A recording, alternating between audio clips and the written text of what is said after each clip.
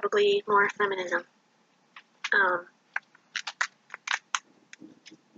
So I think it's finally crumbling. Some of the top, leading feminists of the world, pretty much, at least of America or Hollywood, seem to be crumbling. And it's just really glorious. It's amazing. You couldn't make a movie better than this. So. Anyways, I'm just so tired of these feminists because I know they're wrong about everything, basically.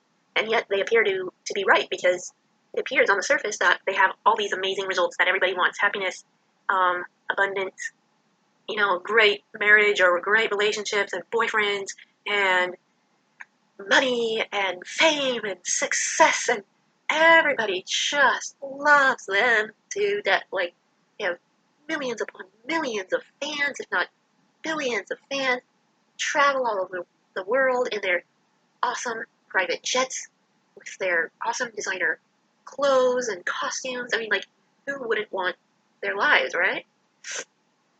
And yet, they promote and live by all these feminist ideals or feminist ways to do things, and the two simply don't match up. They might converge for a little while, but as we see, eventually, it might take years, decades, whatever, but eventually, feminism and all the good things they have, eventually they kind of collide and crash and burn, or you could think of them as they finally separate from each other and stop supporting each other. So, what I mean is that, feminism, especially, what we know of it as being today, modern feminism, just simply cannot give you long-term happiness, peace, abundance, and all that good stuff. It might give you temporary popularity and therefore success, a lot of temporary stuff, but as far as long-term, it just doesn't seem to work. I haven't really seen it work with any feminists.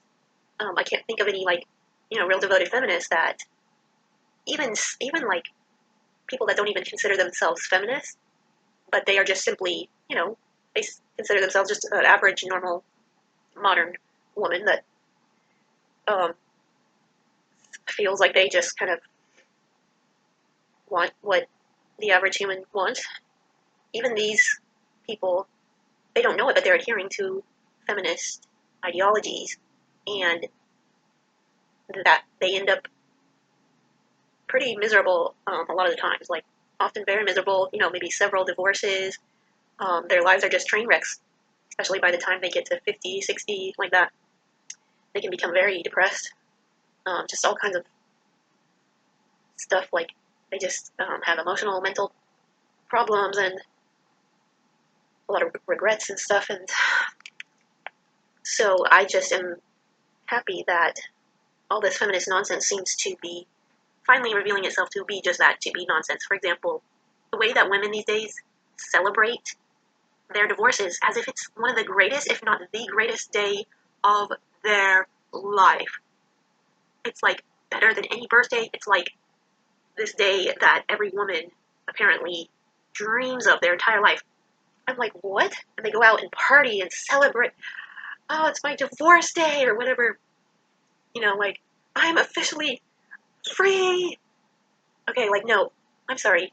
A woman the thing that you should dream about all their lives is getting married, maybe having children, and they should never plan on or think about divorce. When they think about marriage, they should never be thinking about divorce in the same thought. So if this is a good tip. If you are having to already think about the kind of what if a divorce happens before you get married to somebody, and you're already kind of ruminating or just kind of going over what would a divorce look like, how would that work out, preparing for it, kind of planning ahead for it, considering that it might be a real possibility, that you have to face reality, and just kind of thinking along these lines in terms of divorce, before you even get married to this person, like, trust me, that is a huge red flag, and you should not marry this person. They might be the right person, but you simply are not in the right headspace yet to get married. And, I mean, if you did go ahead and get married to them anyways, and you were already thinking, well, divorce statistics say that we might end up divorced and stuff like this. If you're already thinking about that and you did marry them, that's okay. You can still get out of that headspace and stay married to them. But I would just think it would make things a little less of a rocky road if you could get out of that divorce headspace before you marry them. So that's one thing. Yeah, it's just, and then the 2, 3 divorces, even among non-celebrities, is becoming like a totally like common thing, and I'm like, this is just such insanity. So basically, my theory is that divorce, why it happens so frequently these days, is simply because of one single thing. Now, people might disagree with me about this, but this is just my theory. Okay, so I believe that the high divorce rates are due to one single thing, and that is simply physical intimacy before marriage, and especially before you even get engaged. So, it's like at least get engaged before you get physically intimate. That would be my advice. If you're like, well, I'm not going to get married to someone, before I get physically intimate with them, because sometimes the, intimacy is just so awful, it turns out, and it just, you really like each other's personality, but sometimes it just turns out that the physical stuff just is really bad and awkward and just doesn't mesh like a married couple should mesh. So my advice to kind of remedy that dilemma or whatever would definitely be, okay, like, just wait until you're engaged. I think it's a really good solution to make sure that you're not, because what happens is when you are, because before an engagement, you're really not committed to marriage, right? So what happens is you're just kind of bored, you're lonely, you want somebody to just come for you, be your friend, and just have a good time with.